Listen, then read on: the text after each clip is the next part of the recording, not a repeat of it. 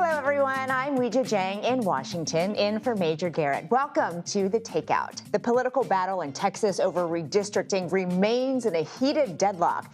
The state house once again failed to reach a quorum for the second day in a row as Democrats who fled remained outside the state in their effort to block the redrawing of the congressional map.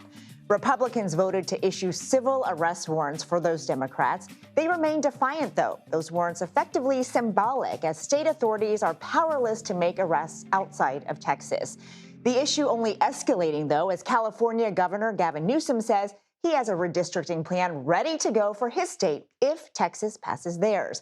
And President Trump, the one who initiated this move in the first place, weighing in again about getting those 5 House seats. We start right there from White House reporter Olivia Rinaldi. Olivia, it's great to see you. So I want to play first what President Trump said this morning during an interview with CNBC about this redistricting fight. You notice they go to Illinois for safety, but that's all gerrymandered. California's gerrymandered. We should have many more seats in Congress in California. It's all gerrymandered.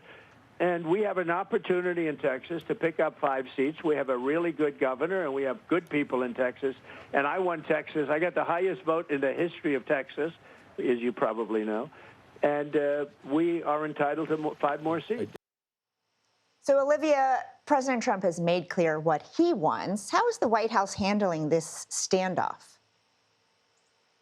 Well, Weijia, you heard the president there say they're entitled to these 5 more seats. And in reality, what they're looking at is 2026 and those midterms. That's why this is happening, because the White House has seen that the one big, beautiful bill that was passed is polling particularly low among Americans. Our own CBS polling found that as well. So in an effort to really insulate them from perhaps changes to the House majority in the 2026 midterms, they're getting ahead of it with the president saying he wants 5 more seats in Texas, and even they're entitled to. And the reason why they're saying they can do this is him pointing to Illinois and California saying, well, they've done it, so why can't we? So the White House really making a PR pitch effort today, and CNBC with Trump going out there saying that this is something they're pursuing and that they hope Texas Democrats are able to accomplish it. Texas Republicans, excuse me.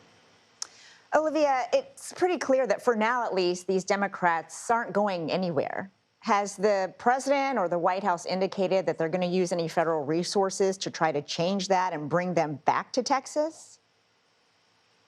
Well, it's one of the outstanding questions we have to the White House today. What are you going to do in order to bring them back from Illinois and New York and all these places where these Texas Democrats are seeking shelter? Whether they'll use those federal resources, because as you mentioned, even though Governor Greg Abbott said that he wants to use Texas law enforcement, they really don't have jurisdiction outside of Texas. So they're kind of in this wait-and-see mode as of right now. But Senator John Cornyn of Texas actually sent a letter to Kash Patel, the director of the FBI, saying that this is time sensitive. They want to have those Texas Democrats back, and therefore he is asking for the FBI's help to bring them back to this state. Weijia, that would amount to certainly an escalation in this fight.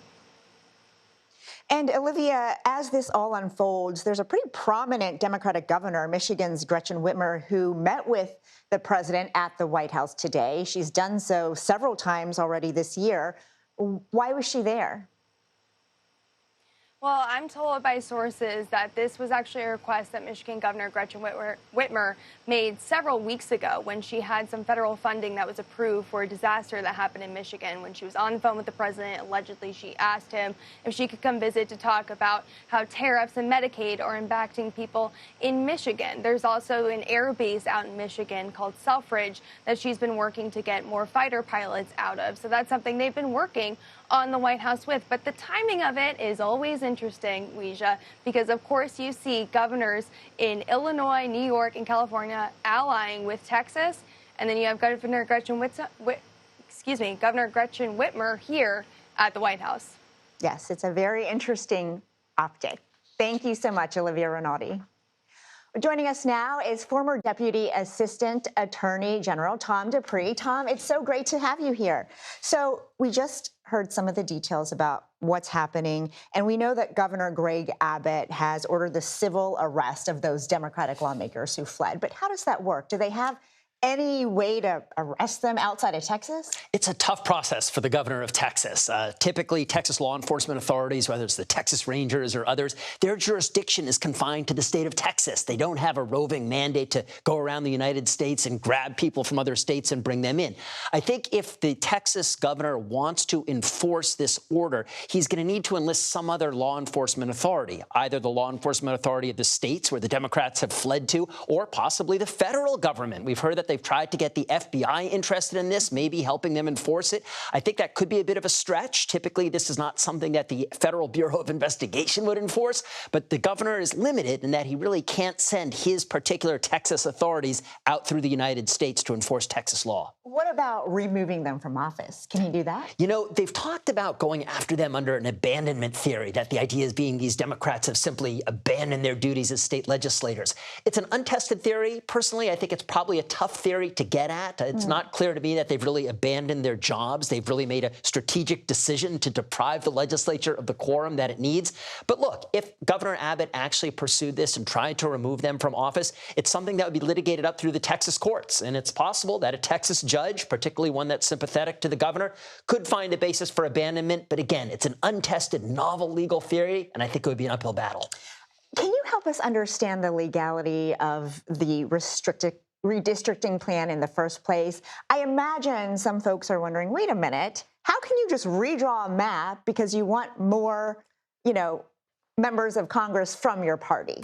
The idea of redistricting is something that has bedeviled courts in the United States really from the founding. I mean, the whole idea of a gerrymander actually comes from one of the founders, Elmer's Gerry. In this case, what's happening is Texas is trying to do what's known as a political gerrymander, where they want to redraw the districts to maximize the number of Republicans that get elected. Whether or not it's legal, certainly it will get challenged in the courts. But look, the fact is the United States Supreme Court has been fairly deferential to state efforts to redistrict.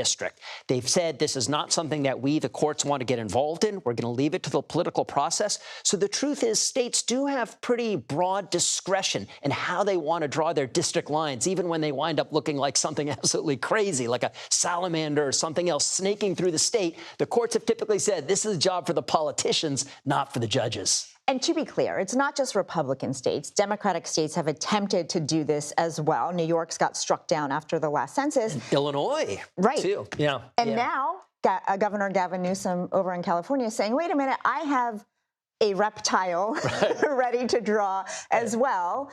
Can he do that? Well, yes. I mean, look, we've seen, as you note, other states, New York, Illinois, maybe California, they too have done these political gerrymanders. And what they are saying to Governor Abbott, and frankly to any other red state governor who might get the itch to redistrict, two can play at this game. If you guys are going to go all out, maximize the number of Republican seats, we're going to do the same thing and maximize the number of Democratic seats. Some states have already done it. Illinois is heavily partisan, gerrymandered in favor of Democrats. I think maybe that's kind of what Texas looked at with a bit of envy and said, we want to do the same thing here for Republicans. But yes, Gavin Newsom, other Democratic governors are paying very close attention to what's going on in Texas and saying, if you are able to get this through in your state, we're going to do the same here. Yeah, he says he is not rolling over to the Republicans. And Tom, thank you so much for always making us smarter.